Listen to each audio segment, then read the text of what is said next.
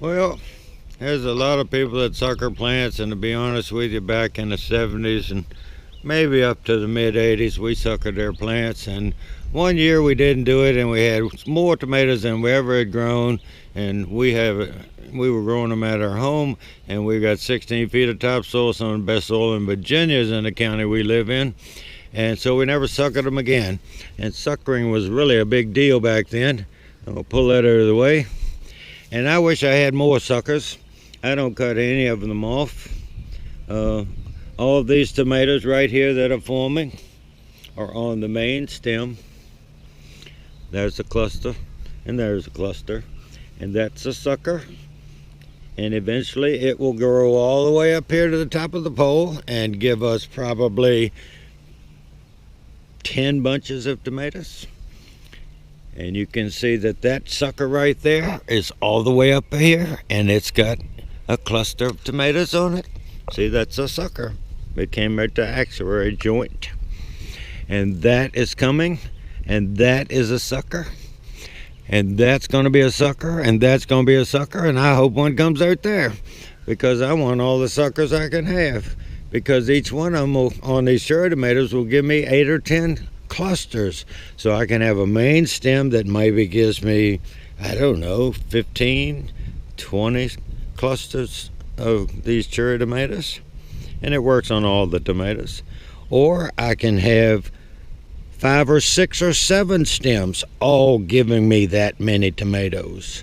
And that's why last year I grew over 800 tomatoes on one plant, and I had a lot of them that were doing 500, 600, 700 tomatoes. I just didn't count them except on the plant that did the best. And I hope every one of these suckers make it, and I hope that one makes it, and that one makes it, and when they make suckers up here, I just hope they keep going, and eventually at the top the plant will be almost as wide as these 2 stakes, and I'll run them across the tops. And that's how you have a lot of tomatoes. Plus, why do I want to go to the trouble of cutting a sucker off? Now, somebody asked me the other day on a comment, can you cut a sucker off and plant it? Well, one time I actually cut one off with my pocket knife and stuck a hole in the ground with my finger, stuck it in there and closed the earth around it, and it grew. But that would stunt the plant. The little sucker has no roots, so it'll take a month or more for it to get roots to develop the tomatoes. This sucker is already going. It is going to, right in that little cluster right there will be tomatoes, right in that mess. And it will keep growing. It will be just like another stem. Don't want to get too long-winded on it, but every time you cut a sucker off, you're cutting off future tomatoes. It only works if you've got good soil. If you have poor soil, or you're growing them in a small container on your porch, it might not work. But see, these roots will be 10 feet long.